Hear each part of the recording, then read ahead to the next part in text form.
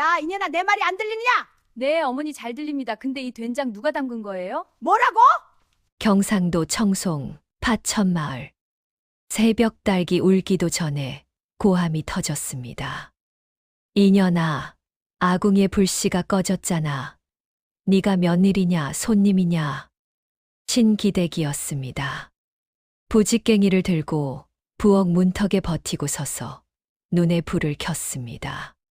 큰 며느리는 뜰에서 벌벌 떨었고 둘째 며느리는 뒤주 뒤에 숨었습니다. 그런데 막내 며느리는 부엌 한가운데 앉아서 찬밥에 된장을 얹어 먹고 있었습니다. 오물오물. 신기댁의 눈이 뒤집어졌습니다. 이년아, 내 말이 안 들리느냐? 막내 며느리가 고개를 들었습니다. 입 주위에 된장이 묻어 있었습니다. 어머니, 들립니다. 근데 이 된장 누가 담근 겁니까? 간이 기가 막힙니다. 어머니, 솜씨지요? 신기댁의 부직갱이가 멈췄습니다. 이 며느리가 이 집안을 통째로 뒤집어 놓을 줄은 아무도 몰랐습니다. 여러분, 오늘도 전래담화를 찾아주셔서 감사합니다. 귀한 발걸음을 해주신 여러분께 오늘은 더욱 특별하고 기가 막힌 야담을 가져왔습니다. 본격적으로 이야기 보따리를 풀기 전에 화면 아래 구독과 좋아요 한 번씩만 꾹 눌러주세요. 여러분의 소중한 응원 하나가 이야기꾼에게는 큰 힘이 됩니다. 자, 그럼 이야기 속으로 다시 한번 들어가 보실까요? 옛날 조선 영조 임금 치하의 일이었습니다. 경상도 청송 땅 주황산 자락 아래 파천마을이라는 작은 마을이 있었습니다. 산이 깊고 물이 맑아 사람 살기에는 더없이 좋은 곳이었는데 이 마을에는 한 가지 문제가 있었습니다.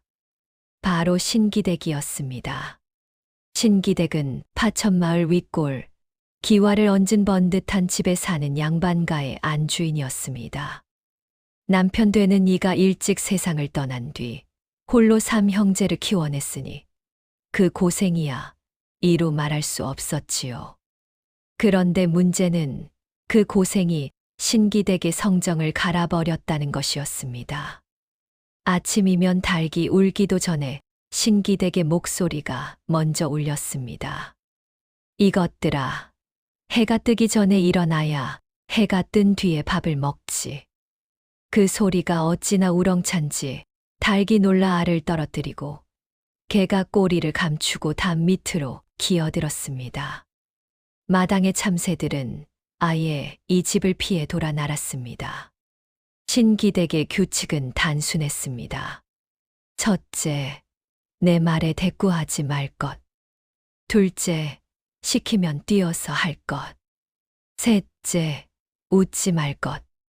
웃는 며느리치고 속이 바른 년 없다. 이것이 신기댁의 철칙이었습니다. 큰 며느리는 이 규칙을 뼛속까지 새긴 사람이었습니다. 시어머니가 부르면 대답도 하기 전에 몸이 먼저 움직였습니다. 밥을 짓다가도 시어머니가 부르면 대답부터 하고 달려가고 빨래를 하다가도 부르면 예 하고 달려갔습니다.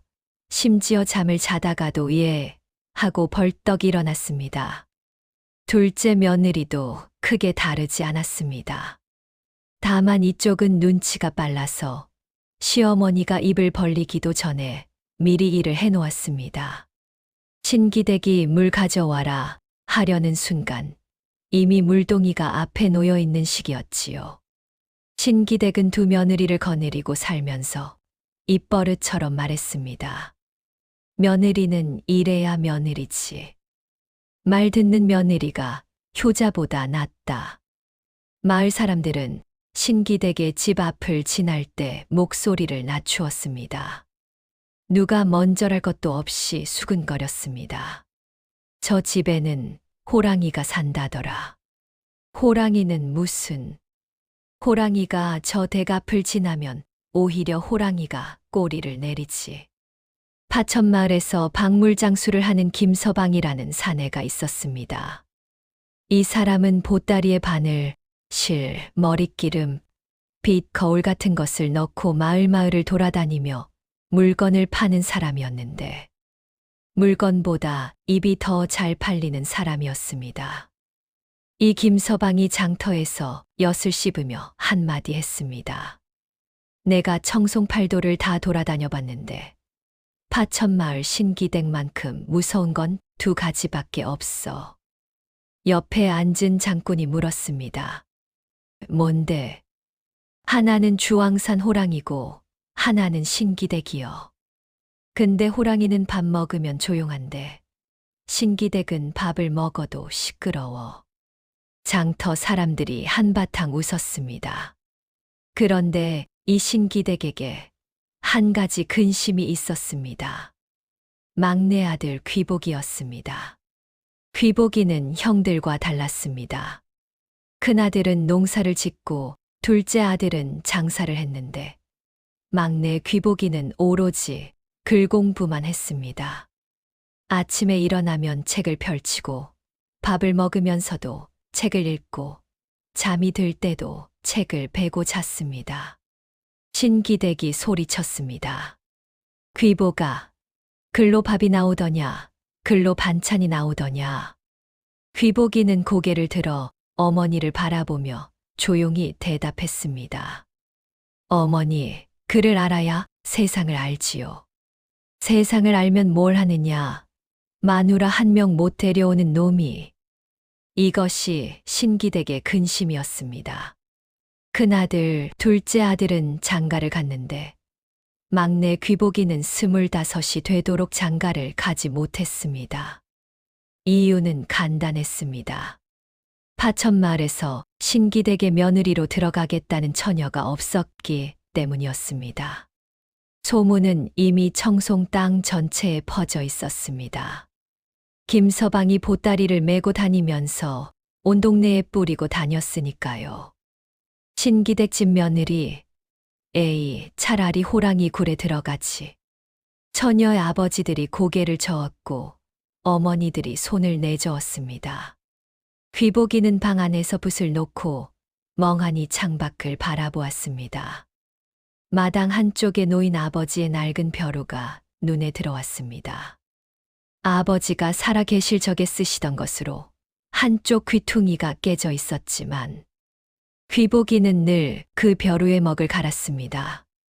아버지는 돌아가시기 전에 이런 말을 남겼습니다. 귀복아, 하늘이 무너져도 솟아날 구멍은 있는 법이다. 다만 그 구멍은 앉아서 기다리는 놈에게는 보이지 않는다. 귀복이는 그 말을 벼루 옆에 써 붙여 두었습니다. 그리고 그해 봄, 파천마을에 이상한 소문이 하나 돌기 시작했습니다. 소문의 시작은 역시 박물장수 김서방이었습니다. 야, 이거 큰일이다. 신기댁 막내한테 색시가 들어온다더라. 장터에서 엿을 팔던 엿장수가 엿가위를 놓았습니다. 뭐, 어느 집 처녀가 그 불구덩이에 들어가겠다고? 그게 말이여 안동 쪽에서 온다는디 집안이 넉넉 자는 모양이야. 근데 처녀가 좀 이상하다더라. 이상하다니? 박물장수 김서방이 목소리를 낮추었습니다. 늘 웃고 있다는 거야. 웃는 게 뭐가 이상해? 아니, 그냥 웃는 게 아니라 뭘 해도 웃는데.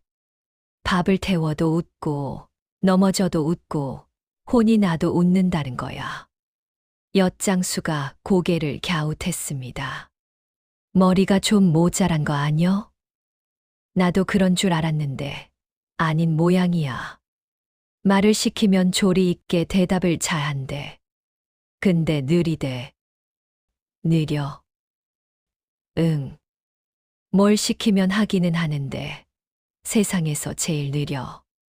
느림보 거북이가 옆에 있으면 거북이가 속 터져서 먼저 뛴대. 장터 사람들이 또 한바탕 웃었습니다. 혼례는 조촐하게 치러졌습니다. 귀복이의 신부는 안동 고을에서 왔습니다. 아버지를 일찍 여의고 홀어머니 밑에서 자란 처녀였는데 집안이 가난하여 혼처를 구하기 어려웠던 터였습니다. 가마에서 내린 신부의 얼굴을 본 마을 안악들이 수군거렸습니다. 어머, 생긴 건 반반하네. 근데 왜 저리 웃고 있어? 시집 왔으면 긴장을 해야지. 신부는 가마에서 내리면서부터 빙그레 웃고 있었습니다. 시어머니 신기댁 앞에 큰 절을 올릴 때도 입꼬리가 올라가 있었습니다. 신기댁이 그 웃는 얼굴을 보았습니다. 눈이 가늘어졌습니다. 고개를 들어라. 새 며느리가 고개를 들었습니다. 화난 얼굴이었습니다. 신기댁이 물었습니다. 뭐가 그리 좋으냐?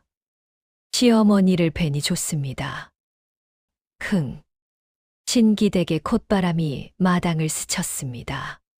큰 며느리가 옆에서 조심스럽게 새 며느리의 소매를 잡아당겼습니다. 아가, 웃지 마라. 어머니가 웃는 거 싫어하신다. 새 며느리, 이제부터 귀복댁이라 불리게 된 이 여자는 큰 며느리를 바라보며 대답했습니다. 형님, 안 웃으려고 해봤는데 얼굴이 말을 안 들어요. 큰 며느리가 할 말을 잃었습니다. 첫날 밤 신기댁은 시험을 했습니다. 자정이 넘은 시각 다른 며느리들이 잠든 틈을 타 신기댁이 귀복댁의 방문을 두드렸습니다. 쿵쿵쿵. 귀복댁아. 안에서 인기척이 없었습니다. 귀복댁, 못 들었느냐? 한참 뒤에야 안에서 부스럭거리는 소리가 났습니다. 예. 문이 열렸습니다. 귀복댁은 이불 자국이 볼에 찍힌 채 눈을 반쯤 감고 서 있었습니다. 그런데도 웃고 있었습니다. 신기댁이 말했습니다. 부엌에 가서 물을 한 사발 떠와라. 지금이요? 지금. 예. 귀복댁은 느릿느릿 부엌으로 갔습니다. 신기댁이 기둥에 기대어 팔짱을 끼고 기다렸습니다. 보통 며느리라면 뛰어가서 물을 떠왔을 것입니다. 큰 며느리는 10걸음도 안 되는 거리를 3걸음에 뛰어갔고, 둘째 며느리는 시어머니가 부르기도 전에 물을 준비해 놓았습니다. 귀복댁은 달랐습니다. 부엌까지 가는데 한참이 걸렸습니다. 물을 뜨는데 또 한참이 걸렸습니다. 그리고 돌아올 때는 더 오래 걸렸습니다. 마당을 가로지르며 밤하늘을 올려다보기까지 했습니다. 어머니, 오늘 별이 참 많습니다. 별은 무슨 별, 물이나 내놔라. 막내 며느리 귀복댁이 물사발을 건넸습니다. 신기댁이 한 모금 마시고 사발을 내려놓았습니다. 느리다. 예. 며느리가 느리면 집안이 망한다. 그러면 빠른 척이라도 할까요? 신기댁의 눈이 번뜩했습니다. 뭐라? 귀복댁은 눈을 깜빡이며 대답했습니다. 빨리 하면 물을 쏟으니까 천천히 하는 게 물을 아끼는 거라고 친정어머니가 그러셨어요. 신기댁은 할 말을 잃었습니다. 화를 내려 해도 상대가 웃고 있으니 주먹을 휘둘러도 솜이 불을 때리는 것 같았습니다. 그날 밤 신기댁은 잠자리에 들며 혼잣말을 했습니다. 전혀 보통이 아니다. 이튿날 아침 박물장수 김서방이 보따리를 메고 신기댁의 집 앞을 지나다가 큰 며느리를 만났습니다. 새 며느리는 어떻소? 큰 며느리가 고개를 절레절레 흔들었습니다. 김서방, 나도 모르겠소. 시어머니가 호랑이라면 저 며느리는 뭐요? 바위요. 호랑이가 바위를 물어봤자 이빨만 빠지잖소. 김서방의 눈이 반짝였습니다. 장터에 가서 풀어놓을 이야깃거리가 생긴 것이었습니다. 날이 갈수록 신기댁과 귀복댁의 일상은 마을의 구경거리가 되어 갔습니다. 아침이면 신기댁의 소리가 울렸습니다. 귀복댁, 밥 지어라. 예, 쌀부터 씻겠습니다요. 빨리 해라. 빨리 씻겠습니다요.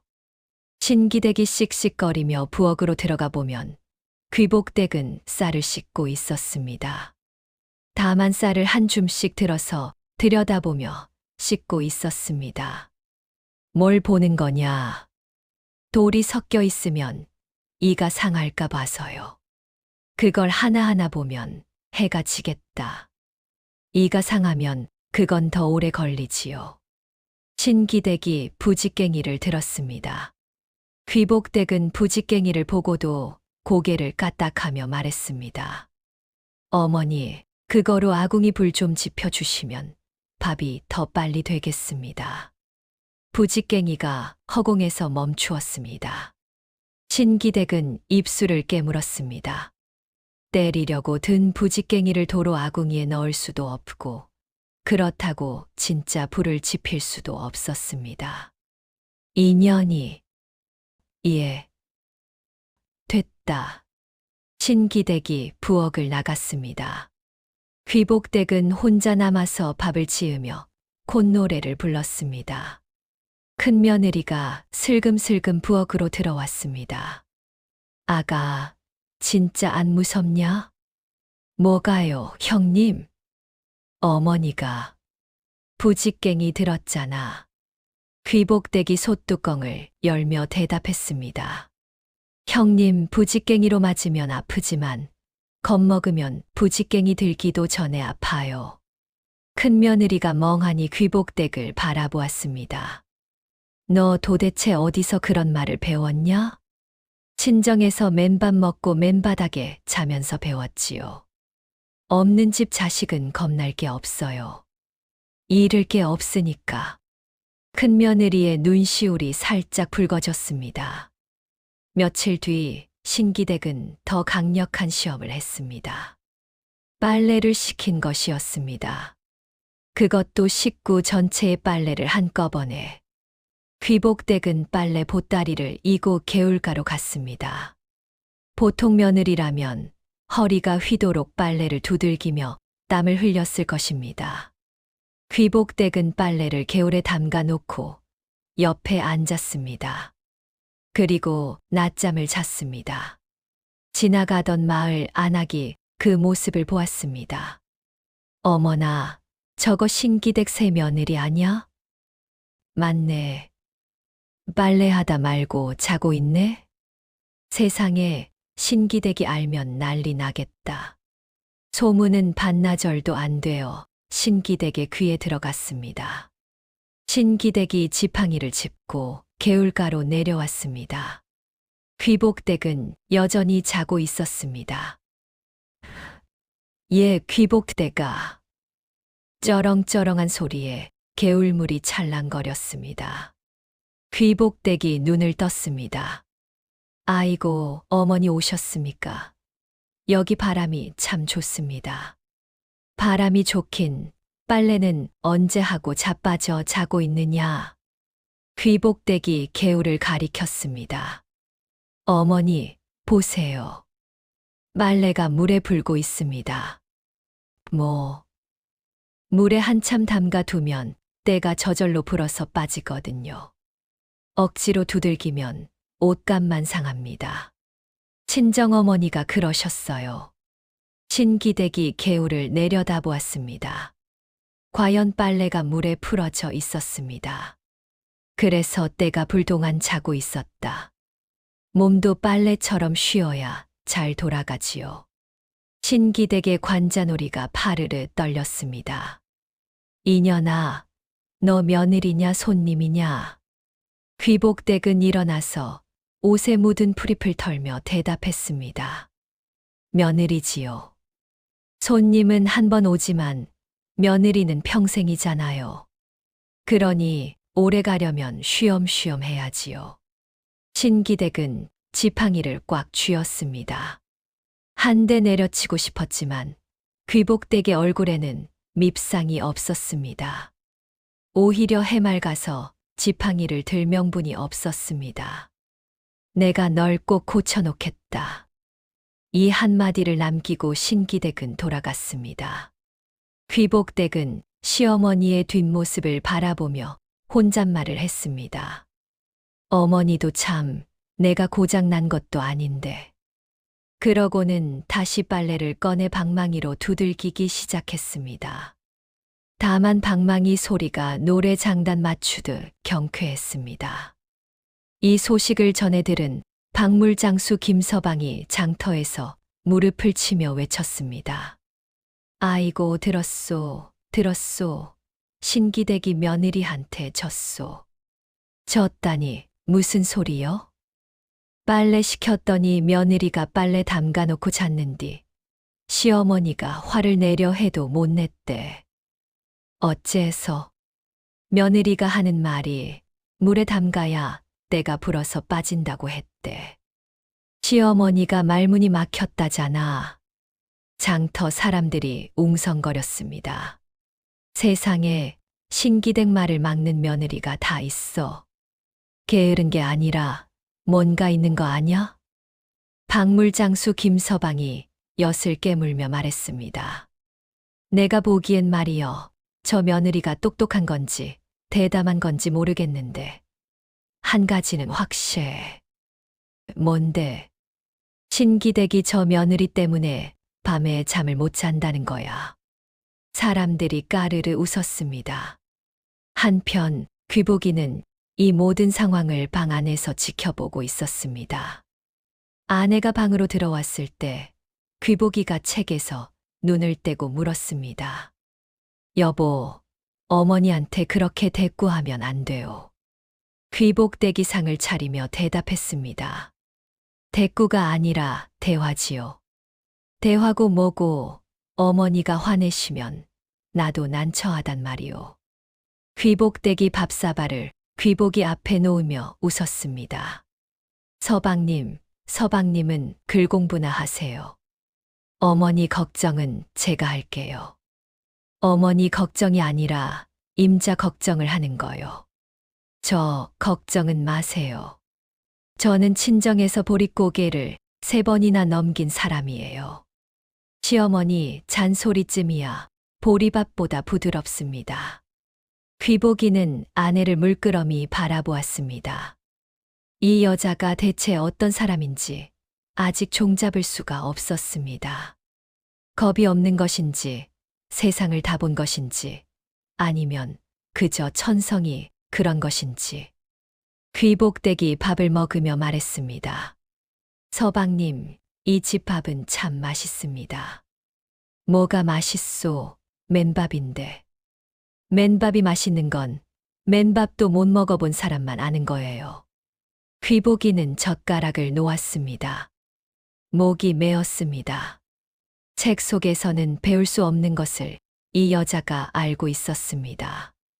그날 밤 귀복이는 아버지의 낡은 벼루를 만지며 생각했습니다. 하늘이 무너져도 솟아날 구멍이 있다더니 이 여자가 그 구멍인 건가? 벼루에 깨진 귀퉁이를 손가락으로 쓸었습니다. 하지만 신기댁은 물러설 사람이 아니었습니다. 가을이 깊어졌습니다. 파천마을의 감나무에 감이 주렁주렁 달리고 산에서 찬바람이 내려오기 시작했습니다. 신기댁의 심기는 날로 불편해졌습니다. 큰 며느리와 둘째 며느리는 말 한마디 없이 고분고분하는데 막내 며느리 귀복댁만은 도무지 길이 들지 않았습니다. 일을 시키면 하기는 합니다. 그런데 늘 한 박자 느렸습니다. 밥을 지으면 맛은 있었습니다. 그런데 밥 짓는 동안 콧노래를 불렀습니다. 혼을 내면 듣기는 들었습니다. 그런데 다 듣고 나서 어머니 목소리가 참 우렁차십니다. 같은 소리를 했습니다. 신기댁은 밤마다 이를 갈았습니다. 전연이 나를 놀리는 거야. 진짜 저런 거야. 전연의 속을 알 수가 없다. 어느 날 신기댁은 결심했습니다. 큰 며느리와 둘째 며느리를 불러 앉혔습니다. 너희들은 내 말 잘 듣지? 예, 어머니. 그럼 그년도 내 말 들어야 하는 거 아니냐? 큰 며느리가 조심스럽게 말했습니다. 어머니, 귀복댁이 말을 안 듣는 건 아닙니다. 다만 느릴 뿐이지요. 느린 게 문제가 아니라 태도가 문제다. 며느리가 시어머니한테 농담을 하느냐? 둘째 며느리가 눈치를 보며 말했습니다. 어머니, 저는 좀 부럽기도 합니다. 뭐가 부러워?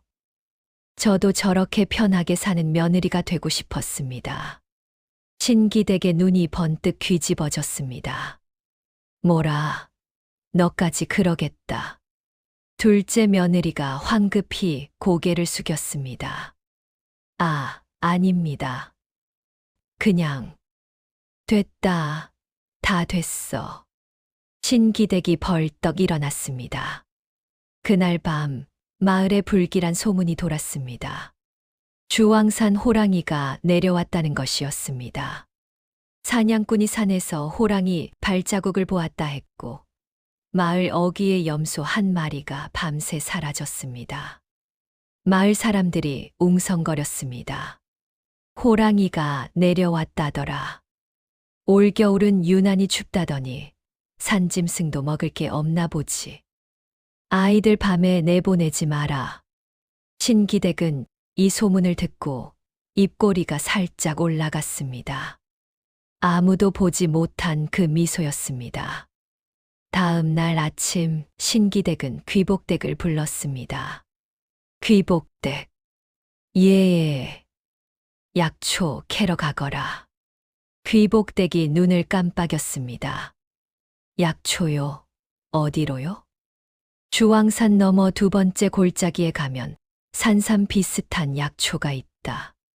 그걸 캐와라. 큰 며느리가 놀라서 끼어들었습니다. 어머니, 거기는 호랑이가 나온다고. 신기댁이 큰 며느리를 날카롭게 쏘아보았습니다. 너한테 시킨 거 아니다. 큰 며느리가 입을 다물었습니다.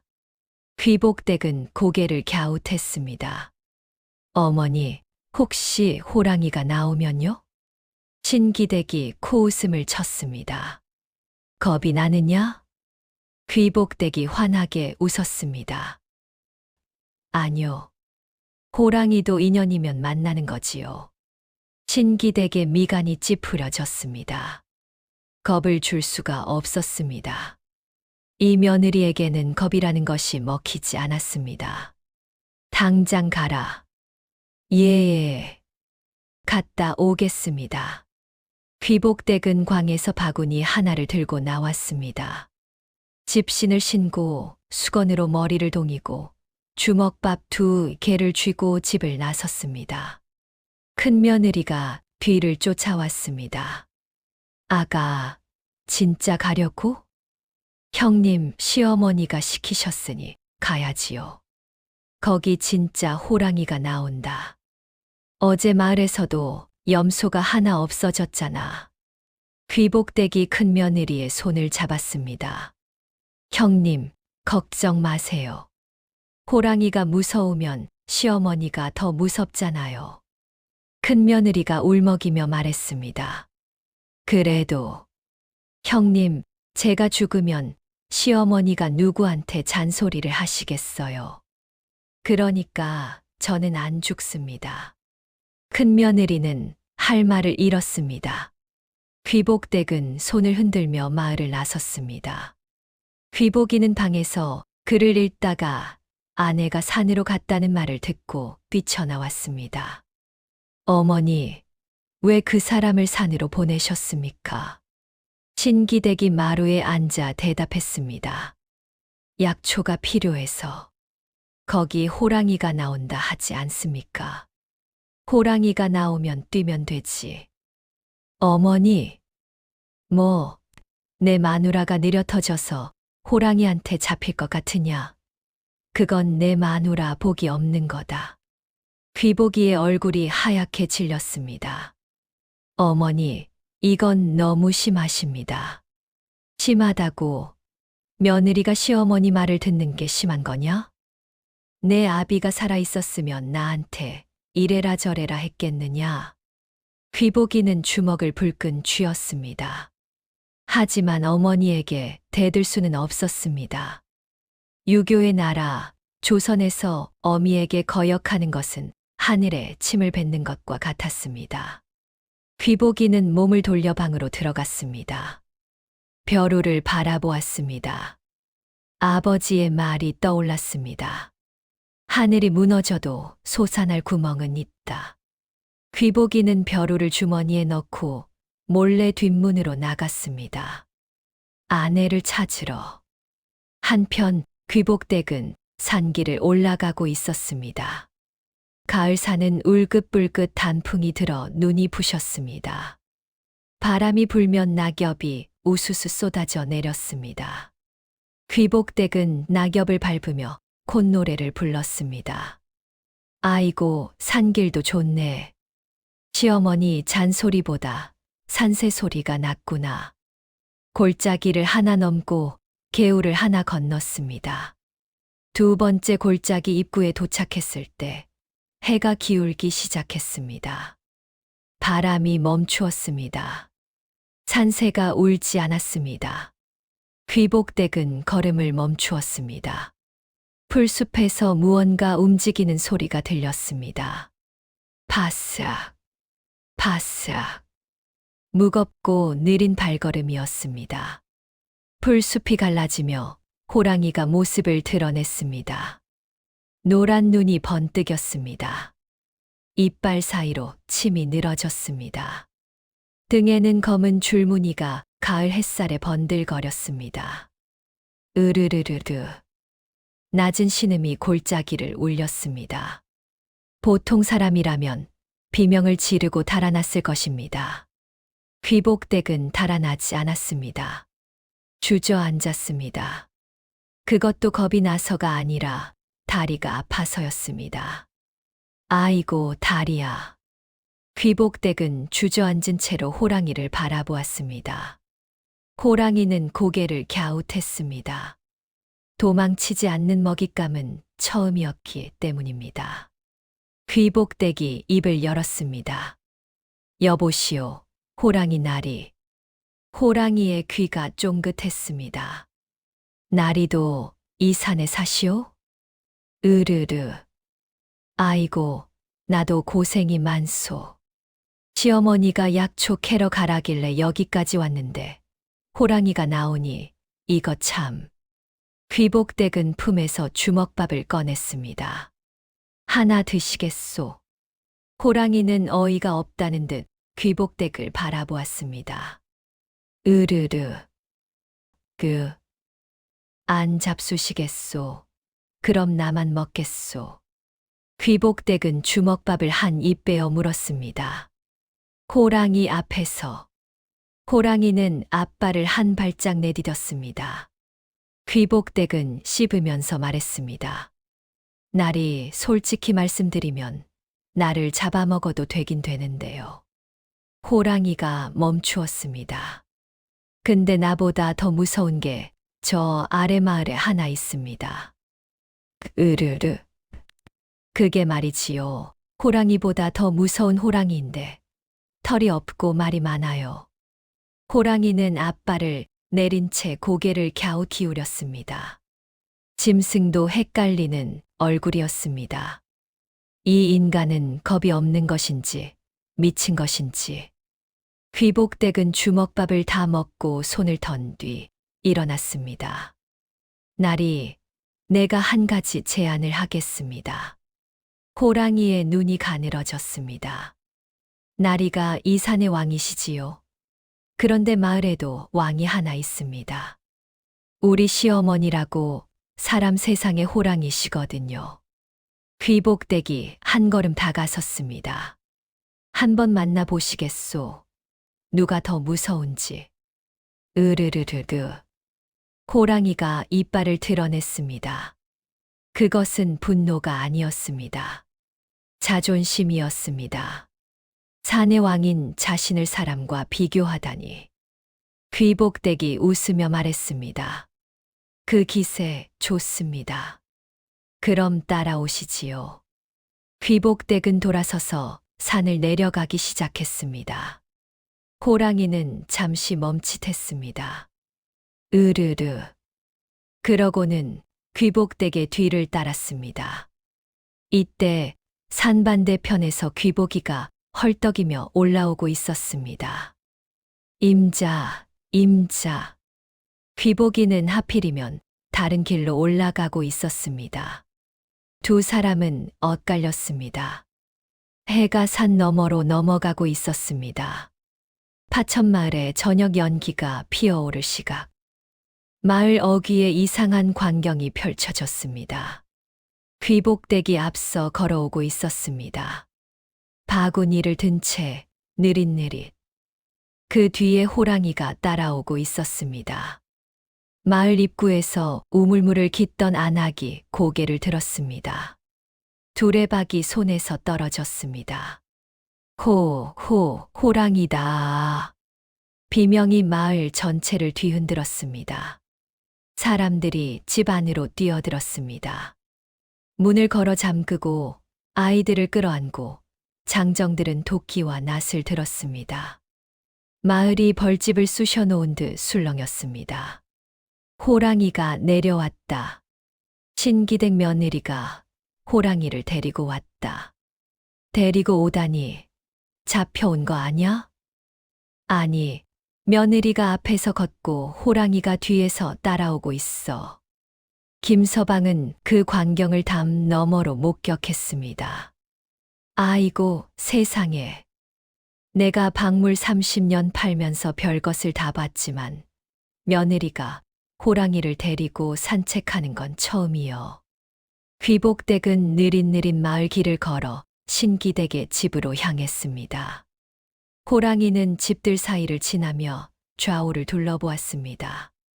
담 위의 달장에서 닭이 미친 듯이 울었고 개는 꽁무니에 꼬리를 말고 구석으로 기어들었습니다.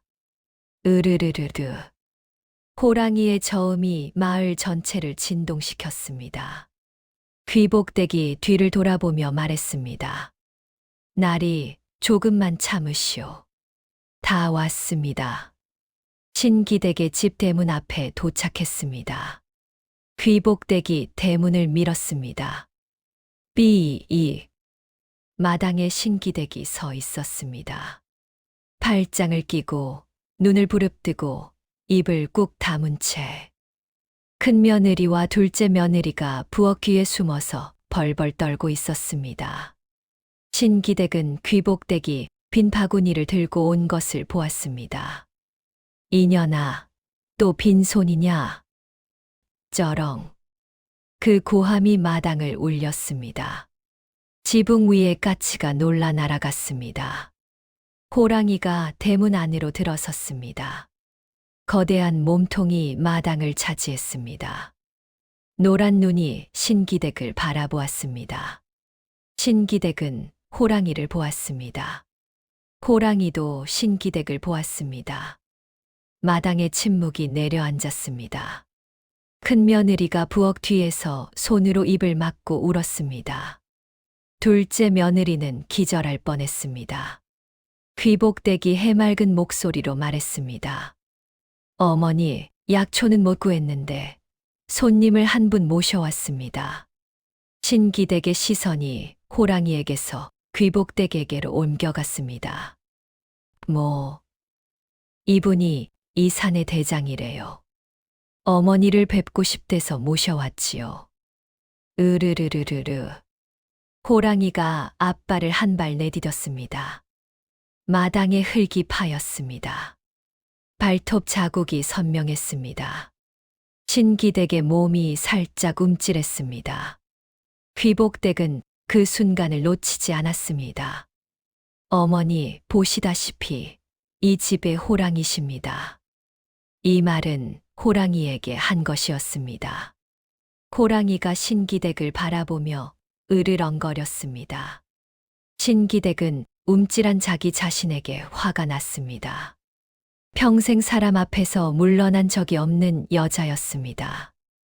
남편이 죽고 홀로 3형제를 키우면서 동네 양반들 앞에서도 목소리를 굽힌 적이 없었습니다. 신기댁이 이를 악물었습니다. 그리고 한 발 앞으로 나섰습니다. 이놈의 짐승이. 쩌렁. 신기댁의 고함이 마당을 쩌렁쩌렁 울렸습니다. 호랑이의 귀가 뒤로 접혔습니다. 감히 누구 집 마당에 들어와서 으르렁거려. 나가, 당장 나가지 못해. 신기댁이 지팡이를 들었습니다. 쿵, 지팡이로 마당 바닥을 내리쳤습니다. 먼지가 풀썩 일어났습니다. 호랑이는 멈추었습니다. 으르, 르르, 소리가 작아졌습니다. 평생 산에서 사슴을 쫓고 멧돼지를 물어뜯고 다른 짐승들을 굴복시켜 온 산의 왕이었습니다. 그런데 이 작은 사람에게서 뿜어져 나오는 기세가 예사롭지 않았습니다. 목소리의 크기가 아니었습니다. 눈빛이었습니다. 평생을 혼자 싸워 온 자의 눈이었습니다. 물러남을 모르는 자의 눈이었습니다. 호랑이는 그 눈을 알았습니다. 산에서 새끼를 지키는 어미곰의 눈과 같았습니다. 절대로 물러나지 않는 눈. 신기댁이 한 발 더 나섰습니다. 이 집에서 가장 무서운 게 뭔지 아느냐, 이 짐승아. 쿵, 지팡이가 다시 내려쳤습니다. 나다. 으르르. 호랑이의 앞발이 뒤로 물러났습니다. 뒷발이 따라갔습니다. 꼬리가 내려갔습니다. 신기댁이 지팡이를 치켜들며 한 발, 또 한 발 다가섰습니다. 나가. 내 집에서 당장 나가. 호랑이는 대문을 향해 뒷걸음질을 쳤습니다. 거대한 몸이 대문을 빠져나갔습니다. 마을 길을 지나 산으로 향하는 길목까지 물러났습니다. 신기댁은 대문 밖까지 따라 나와 산을 향해 소리쳤습니다. 다시 내려오면 가죽을 벗긴다. 으르르르르. 호랑이의 울음이 산에 메아리 쳤습니다. 그것은 분노가 아니라 항복이었습니다. 호랑이가 산으로 사라졌습니다. 마을이 조용해졌습니다. 그리고 환호가 터져 나왔습니다. 호랑이가 도망쳤다. 신기댁이 호랑이를 쫓아냈다. 세상에, 진짜 호랑이보다 무서운 호랑이였구나. 마을 사람들이 담 너머로 지붕 위에서 나무 뒤에서 튀어나왔습니다. 신기댁은 거친 숨을 몰아쉬며 대문 앞에 서 있었습니다. 지팡이를 짚은 손이 떨리고 있었습니다. 땀이 등골을 타고 흘러내렸습니다. 다리가 후들거렸습니다. 무서웠습니다. 진심으로 무서웠습니다. 하지만 물러나면 며느리들이 당하고 아들들이 당하고 이 집안이 무너진다는 것을 알았습니다. 그래서 물러나지 않았습니다. 평생 그래 온 것처럼. 신기댁은 떨리는 다리로 마당에 들어섰습니다. 그때 귀복댁이 다가왔습니다. 어머니. 뭐냐? 아직 기세가 풀리지 않은 목소리였습니다. 귀복댁이 손수건을 내밀었습니다. 땀 닦으세요. 신기댁이 멈추었습니다. 귀복댁의 얼굴을 바라보았습니다. 여전히 웃고 있었습니다. 하지만 이번에는 다른 웃음이었습니다. 걱정이 묻어있는 웃음이었습니다. 어머니, 무섭지 않으셨어요? 무섭긴 뭐가 무서워. 어머니, 손이 떨리고 있잖아요. 신기댁이 황급히 손을 뒤로 감추었습니다. 귀복댁이 조용히 말했습니다. 어머니, 저는 알아요. 어머니가 무서운 게 아니라 이 집을 지키시느라 무서운 척 하시는 거. 신기댁의 눈이 커졌습니다. 귀복댁이 이어 말했습니다. 남편 없이 삼형제 키우시면서 약한 모습 보이면 안 되니까 늘 소리를 지르시고 늘 화를 내시고 닥쳐라. 어머니, 호랑이를 쫓으신 거 보셨지요? 저도 봤습니다. 어머니가 왜 호랑이보다 무서운지. 닥치라 했다. 신기댁의 눈에 물기가 맺혔습니다. 평생 아무에게도 들키지 않으려 했던 것이었습니다. 무서운 게 아니라 무서웠던 것. 강한 게 아니라 강해야만 했던 것. 누군가가 그 속을 들여다본 것은 남편이 죽은 뒤 처음이었습니다. 신기댁은 고개를 돌렸습니다. 방에 들어간다. 밥이나 차려라. 신기댁이 방으로 들어갔습니다. 문이 닫혔습니다. 그 안에서 아주 작은 울음소리가 새어 나왔습니다. 큰 며느리와 둘째 며느리가 부엌에서 나와 귀복댁을 바라보았습니다. 큰 며느리가 물었습니다. 아가, 어머니가 우시는 거야? 귀복댁이 고개를 끄덕였습니다. 형님, 사람은 울어야 풀립니다. 둘째 며느리가 코를 훌쩍이며 말했습니다. 어머니가 우시는 건 처음이야. 그러니까요. 오래 참으셨나 봅니다. 큰 며느리가 귀복댁의 손을 꽉 잡았습니다. 아가, 고맙다. 뭐가요, 형님? 그냥 고맙다. 다음 날부터 파천마을에는 전설이 하나 생겼습니다. 신기댁이 맨손으로 호랑이를 쫓아냈다. 이 이야기를 퍼뜨린 것은 물론 김서방이었습니다. 김서방은 보따리를 메고 청송장터에 가서 엿장수 옆에 앉아 목을 가다듬었습니다. 자, 잠깐 들어보시오. 내가 어제 눈으로 직접 본 건데. 장터의 사람들이 귀를 모았습니다. 파천마을 신기댁이라고 아시오? 거기 며느리가 호랑이를 데리고 왔거든. 호랑이를. 그래, 산에서 진짜 호랑이를 데리고 내려왔어. 근데 신기댁이 그 호랑이를 지팡이 하나로 쫓아낸 거요. 말도 안 돼. 말이 안 되면 내 보따리를 주겠소.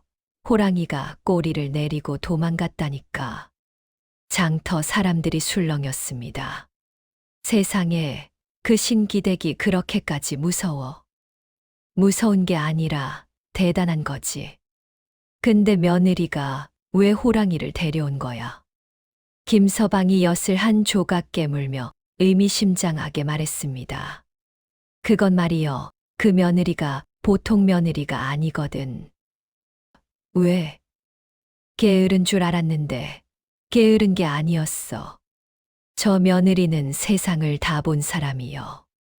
호랑이 앞에서 주먹밥을 까먹는 간이 배 밖에 있는 여자야.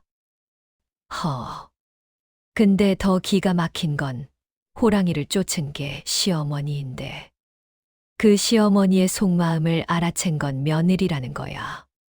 장터가 조용해졌습니다. 김서방이 목소리를 낮추었습니다. 신기댁이 무서운 게 아니었어. 평생 혼자 식구를 지키느라 강한 척한 거였어. 그걸 막내 며느리가 알아본 거지. 엿장수가 한숨을 쉬었습니다. 그래, 이 세상에 진짜 무서운 사람이 어디 있겠어. 다 사정이 있는 거지. 이 소문은 청송팔도를 넘어 안동까지 퍼져나갔습니다. 한편 파천마을 신기댁의 집에서는 조용한 변화가 일어나고 있었습니다. 아침에 신기댁의 고함 소리가 줄었습니다. 귀복댁, 밥 지어라 라던 것이 막내 아가야, 밥 되었느냐? 로 바뀌었습니다. 소리의 크기도 달라졌습니다. 예전에는 마을 끝까지 울리던 목소리가 이제는 마당 안에서 머무는 정도였습니다. 큰 며느리가 둘째 며느리에게 속삭였습니다. 어머니가 요즘 이상하시지 않아? 응. 소리를 안 지르셔. 그것뿐이야? 어제는 내가 물 깃는 거 보시면서 수고한다 하셨어. 뭐, 수고한다. 우리 어머니가. 내가 귀를 의심했다니까. 귀복댁은 여전했습니다. 여전히 느릿느릿했고, 여전히 콧노래를 불렀고, 여전히 웃고 있었습니다. 달라진 것이 있다면 신기댁이 더 이상 그 웃음을 나무라지 않는다는 것이었습니다. 어느 날 저녁 신기댁이 마루에 앉아 달을 보고 있었습니다. 귀복댁이 약탕기를 들고 다가왔습니다. 어머니, 대추차 한 잔 드세요. 시키지도 않았는데, 시키지 않아도 드리고 싶어서요. 신기댁이 대추차를 받아 한 모금 마셨습니다. 따뜻했습니다. 막내 아가야. 예. 너 그날 산에서 정말 안 무서웠느냐? 무서웠지요. 뭐, 무서웠어. 호랑이가 안 무서운 사람이 어디 있겠습니까? 다만, 무서워도 할 건 해야지요. 신기댁이 찻잔을 내려놓으며 물었습니다. 왜 도망치지 않았느냐? 도망치면 호랑이가 쫓아옵니다. 도망치지 않으면 호랑이가 생각을 합니다. 짐승이 무슨 생각을 해? 짐승도 생각합니다. 이놈이 왜 안 도망치지? 하고요. 그 사이에 내가 말을 걸면 호랑이는 더 헷갈려 합니다. 신기댁이 피식 웃었습니다. 평생 며느리 앞에서 웃은 적이 없었는데 소리 없이 웃었습니다. 너 참 이상한 년이다. 예. 많이 들었습니다.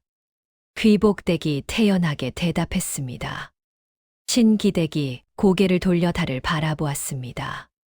반달이었습니다. 구름 한 점 없는 하늘에 반쪽짜리 달이 걸려 있었습니다. 막내 아가야.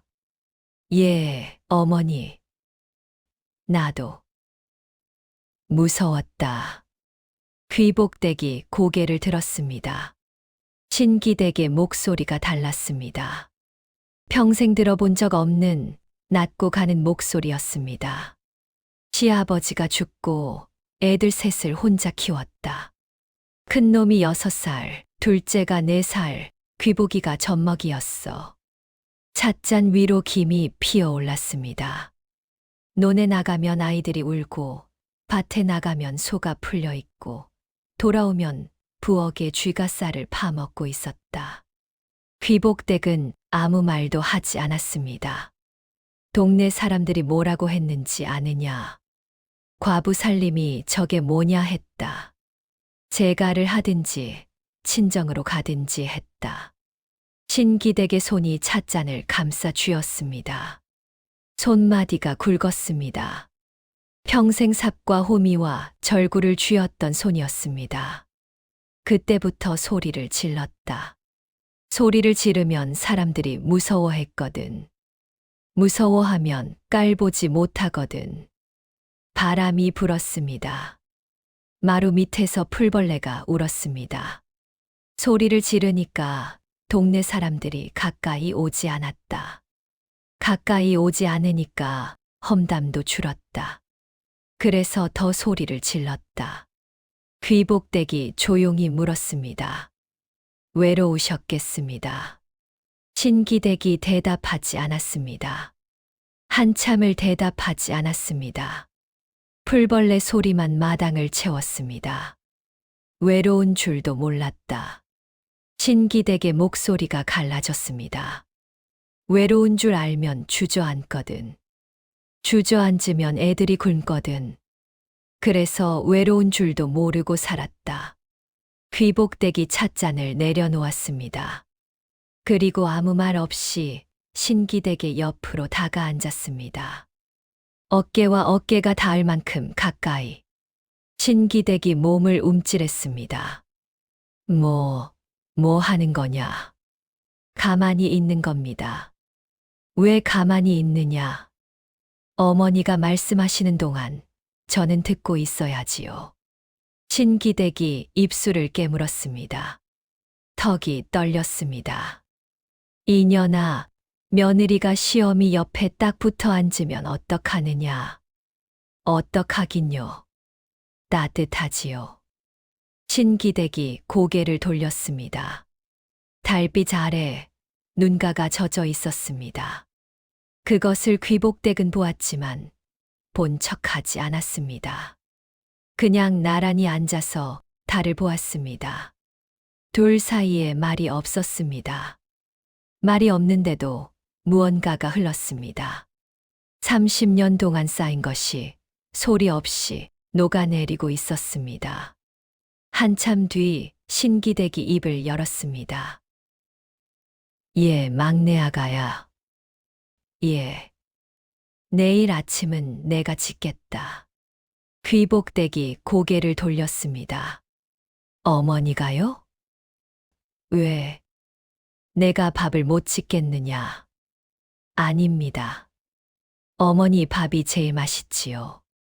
맛있는 줄은 어떻게 아느냐? 해준 적도 없는데. 큰형님이 말씀하셨습니다. 어머니 밥은 콩나물국이라도 다르다고. 신기댁이 코를 훌쩍였습니다. 그년이 그런 말을 했어. 예. 둘째 형님도 같은 말씀을 하셨습니다. 신기댁이 한숨을 쉬었습니다. 길고 깊은 한숨이었습니다. 그 한숨 속에 30년치 바람이 들어 있었습니다. 다음 날 아침, 파천마을에 이상한 일이 벌어졌습니다. 신기댁의 집에서 고함 소리가 나지 않았습니다. 대신 부엌에서 뚝배기 끓는 소리가 났습니다. 보글보글. 된장찌개 냄새가 마당을 넘어 울타리까지 퍼졌습니다. 큰며느리가 눈을 비비며 부엌을 들여다보았습니다. 어머니? 신기댁이 국자를 들고 서 있었습니다. 뭘 쳐다보느냐? 밥 먹을 거면 앉아라. 큰며느리가 둘째 며느리를 흔들어 깨웠습니다. 야, 일어나. 어머니가 밥을 하셨어. 뭐, 꿈이야? 꿈이면 내가 왜 깨우겠어? 빨리 와봐. 둘째 며느리가 부엌을 보고 입을 벌렸습니다. 상이 차려져 있었습니다.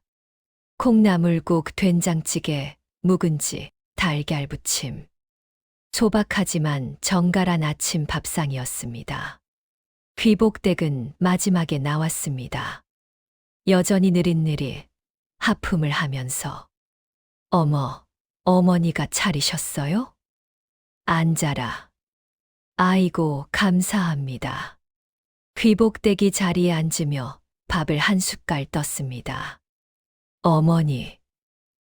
왜? 역시 어머니 밥이 제일 맛있습니다. 입에 발린 소리 마라.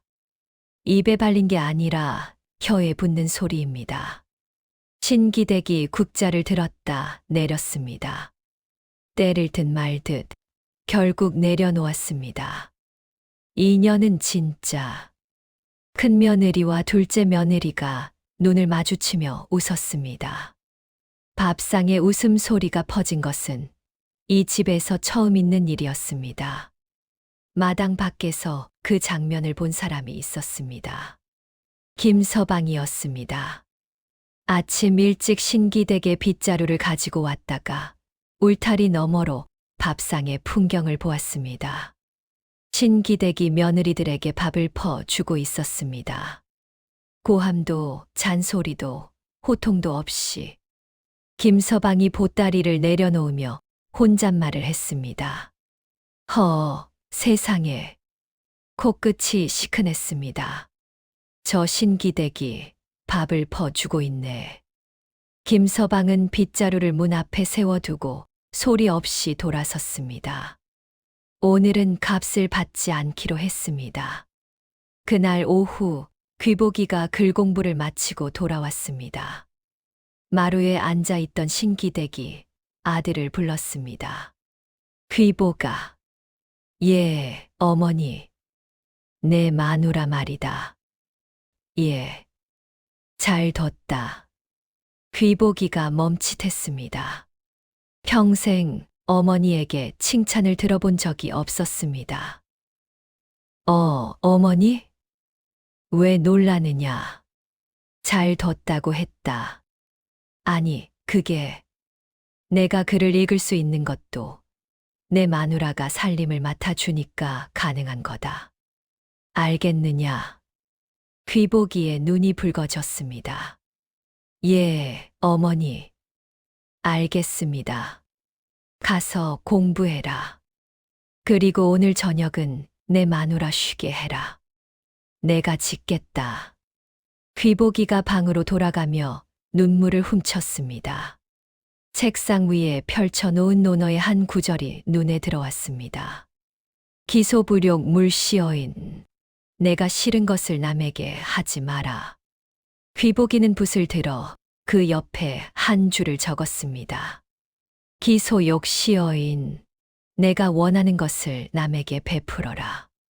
그해 가을이 지나고 겨울이 왔습니다. 파천마을에 첫눈이 내리던 날, 큰아들이 장에서 소 한 마리를 끌고 왔습니다. 어머니, 올해 농사가 잘 됐습니다. 소를 한 마리 장만했습니다. 신기댁이 소를 보며 고개를 끄덕였습니다. 잘했다. 예전 같으면 소를 사면 뭘 하느냐, 밭이나 더 갈아라라고 했을 것입니다. 하지만 오늘은 그냥 잘했다라고만 했습니다. 둘째 아들은 나무를 해다가 헛간에 쌓아 놓았습니다. 어머니, 이번 겨울은 걱정 마십시오. 그래. 귀보기는 서당 훈장에게 칭찬을 받아왔습니다. 어머니, 훈장님이 내년 봄에 과거 시험을 보라고 하셨습니다. 그래? 잘 됐구나. 세 아들이, 세 며느리가 한 지붕 아래서 겨울을 났습니다. 그 겨울은 파천마을에서 신기댁의 집이 가장 따뜻했습니다. 이듬해 봄, 귀보기는 과거 시험을 보러 한양으로 떠났습니다. 귀복댁이 보따리를 싸 주었습니다. 서방님, 이거 주먹밥입니다. 고맙소. 그리고 이거. 귀복댁이 작은 보자기를 하나 더 내밀었습니다. 이건 뭐요? 어머니가 싸 주신 겁니다. 새벽에 일어나서 직접 만드셨어요. 귀보기가 보자기를 열었습니다. 약과와 대추, 그리고 미투리 한 켤레가 들어 있었습니다. 미투리 안에 쪽지가 하나 끼워져 있었습니다. 걸어도 아프지 마라. 5글자. 귀보기의 어머니, 신기댁은 글을 몰랐습니다. 그 쪽지는 큰며느리에게 부탁해서 쓴 것이었습니다. 귀보기가 한참을 서 있었습니다. 코끝이 빨개졌습니다. 다녀오겠습니다. 그래, 가거라. 신기댁이 대문 앞에 서서 아들의 등을 바라보았습니다. 귀보기의 등이 고갯마루를 넘어 사라질 때까지 한 발짝도 움직이지 않았습니다. 귀복댁이 옆에 서 있었습니다. 어머니, 들어가시지요. 조금만 더. 보이지 않습니다. 보이지 않아도 서 있으면 마음이라도 따라가거든. 귀복댁이 아무 말 없이 그 옆에 나란히 섰습니다. 봄바람이 두 사람의 치마를 스쳤습니다. 석 달이 지났습니다. 여름이 한창일 때 파천마을 어귀의 먼지가 피어올랐습니다. 말을 탄 관차가 마을로 들어왔습니다. 마을 사람들이 논에서 고개를 들었습니다. 저게 뭐야? 관차가 왜 여기를?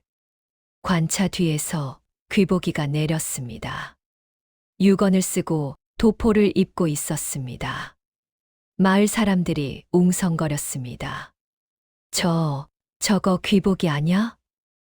귀보기가 왜 저런 옷을? 설마. 귀보기가 대문 앞에 섰습니다. 어머니. 신기댁이 마루에서 일어섰습니다. 귀보가? 귀보기가 무릎을 꿇었습니다. 마당 한가운데 흙바닥에 무릎을 꿇고 이마를 땅에 대었습니다. 어머니, 불초한 아들 귀복이 급제하고 돌아왔습니다. 마을이 고요해졌습니다. 풀벌레도 바람도 달도 멈춘 것 같았습니다. 신기댁이 마루에서 내려왔습니다. 맨발이었습니다. 마당을 가로질러 아들 앞에 섰습니다. 아들의 머리를 두 손으로 감싸 쥐었습니다. 손이 떨렸습니다. 일어나라. 어머니. 일어나라고 했다. 귀보기가 고개를 들었습니다. 눈물이 볼을 타고 흘렀습니다. 신기댁의 눈에서도 눈물이 흘렀습니다. 한 번도 자식 앞에서 눈물을 보인 적 없던 사람이었습니다. 잘했다. 어머니. 잘했다. 이 녀석아. 마을 사람들이 하나둘 모여들었습니다. 울타리 밖에서, 마당 앞에서, 논둑에서 아무도 말을 하지 못했습니다. 침묵이 한참 흘렀습니다. 그리고 누군가가 손뼉을 쳤습니다. 짝. 한 번. 그 뒤를 이어 둘, 셋, 넷. 마을 전체에 박수 소리가 퍼졌습니다. 귀보기가 급제했다. 파천마을에서 급제자가 나왔다. 환호가 마을을 뒤덮었습니다. 그 소동 속에서 귀복댁은 부엌에 있었습니다. 밥을 짓고 있었습니다. 느릿느릿 콧노래를 부르면서 큰 며느리가 달려왔습니다. 귀복댁, 서방이 급제했어. 왜 안 나와? 밥부터 지어야지요. 먼 길 오셨으니 배가 고프실 겁니다. 이 상황에 밥이야? 배고프면 기쁜 것도 반밖에 못 느끼잖아요. 큰 며느리가 웃음을 터뜨렸습니다. 너 진짜 끝까지 이러는 거지? 예. 끝까지 이럽니다. 밥이 다 되었습니다. 귀복대기 상을 들고 마루로 나갔습니다. 귀복이가 도포를 벗고 앉아 있었습니다. 신기댁이 옆에 있었습니다. 새 며느리가 둘러앉았습니다. 새 아들이 자리를 잡았습니다. 밥상 하나에 온 식구가 모였습니다. 귀복댁이 밥을 퍼서 신기댁에게 먼저 드렸습니다. 어머니, 첫 숟갈 드세요. 신기댁이 밥을 받았습니다. 숟갈을 들다가 멈추었습니다. 귀복댁. 예. 내가 이 집에 와줘서 고맙다. 밥상이 조용해졌습니다. 큰 며느리가 눈을 비볐습니다. 둘째 며느리가 고개를 숙였습니다. 귀복이가 아내를 바라보았습니다. 귀복댁은 웃고 있었습니다. 늘 그렇듯 환하게. 어머니, 밥 식겠습니다. 그래, 먹자. 신기댁이 밥을 한 숟갈 떴습니다.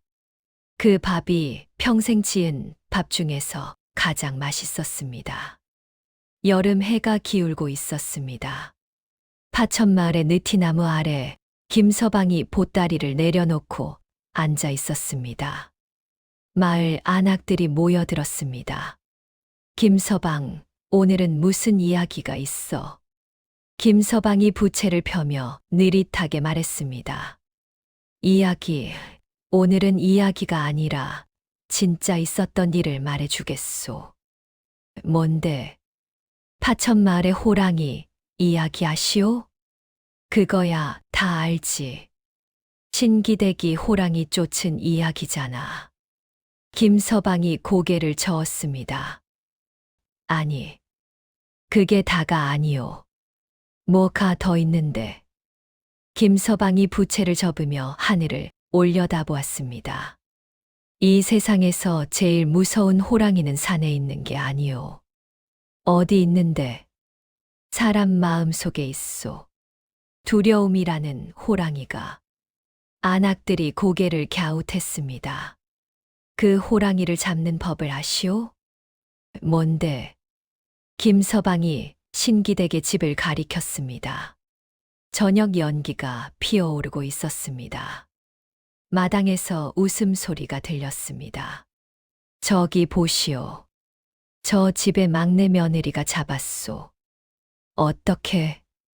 김서방이 빙그레 웃었습니다. 게으르게. 안악들이 웃었습니다. 게으르게 호랑이를 잡다니. 게으른 게 아니오. 김서방이 보따리를 다시 매며 일어섰습니다. 느긋한 거요. 세상이 아무리 소란을 피워도 제 마음은 흔들리지 않는 거. 그게 진짜 용기 아니겠소. 김서방이 길을 떠났습니다. 보따리를 메고 고개를 넘어 다음 마을로. 그의 등 뒤로 파천마을의 저녁놀이 붉게 물들었습니다. 느티나무 위에서 까치가 울었습니다. 마당에서는 여전히 웃음소리가 났습니다. 그 웃음소리는 마을을 넘어 고개를 넘어 청송의 산골짜기를 따라 멀리 퍼져나갔습니다. 이야기는 그렇게 사람들 입에서 입으로 남았습니다. 오늘 이야기가 재미있으셨다면 구독과 좋아요, 알림 설정 부탁드립니다. 다음에도 더 좋은 이야기로 찾아뵙겠습니다. 감사합니다.